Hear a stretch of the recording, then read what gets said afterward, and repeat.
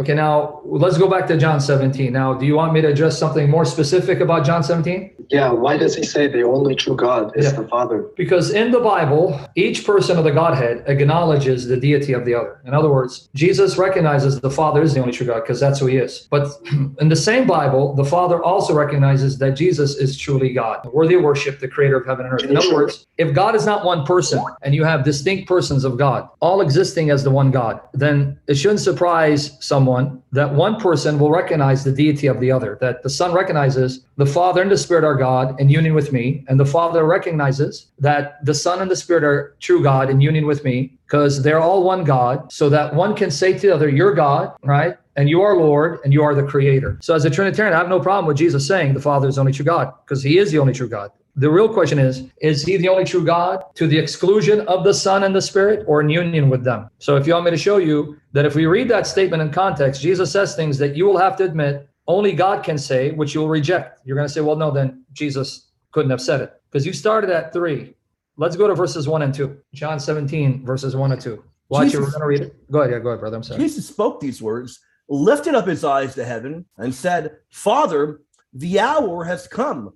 Glorify your Son, that your Son may also glorify you. Now let's pause right there. You as a Muslim do not believe that Jesus could have said to God, Father, glorify your Son so that your Son may glorify you. In other words, Jesus is saying, in order for me to glorify you, you must glorify me. And you must glorify me the way I glorify you. Can a creature say that to Allah? Never. Say it again.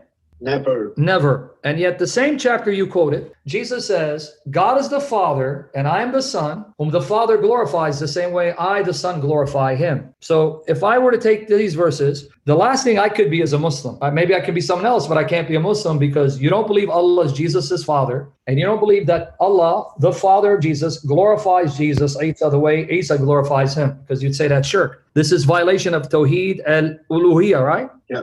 Tawheed al-Ibad. For the people who don't know what these terms are, I'm not trying to sound intelligent. In Islam, there's something called Tawheed al-Ibadah, Tawheed al-Uluhiyya.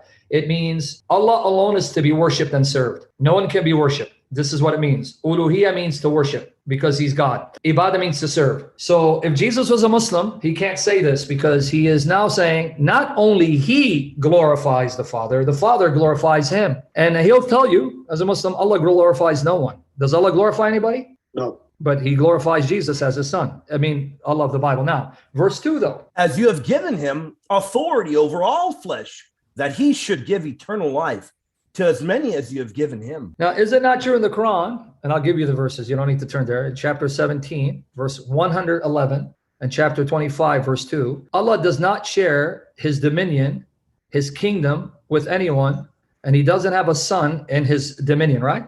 That's what the Quran says in those two places. Well, Jesus just said the Father has given him, the Son, authority over all flesh. That means he has sovereign authority over every human creature. That means you, me, your family, all the Muslims, and even, and I'm not trying to be disrespectful, even Muhammad. Do you believe that? No. But that's what Jesus says in that chapter that you quoted. You quoted verse 3. But then he says something more astonishing. Yeah. He says, and not only have you given him authority over all flesh, that he, the Son may give eternal life to all that you've entrusted to him. So Jesus says, I, the Son, will give eternal life that never ends, to everyone whom the Father gives to me. Can a creature give never-ending, incorruptible life to anyone? No. But Jesus says, I give that life to everyone that the Father gives me. Meaning, if you want to live forever, and you want to live forever in perfect peace and be deathless, you got to turn to Jesus, and Jesus will preserve you in all believers forever. Does that sound like Jesus is a Muslim who thinks he's a creature, or does he sound like the Son who thinks he has the same power the Father does? Yeah, this is Jesus in the Bible. But you quoted John 17:3, right? This is John 17. Yes. You quoted 3.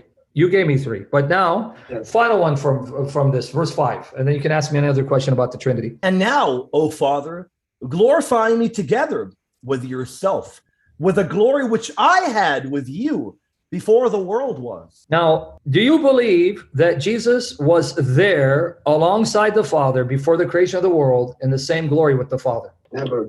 And do you believe that Jesus is now again with the Father side by side in the same glory in heaven? No. And do you believe that God is Jesus's Father in a unique way? No. So then why quote this verse? Doesn't help your case. It actually shows why Trinitarians worship Jesus with the Father and the Spirit.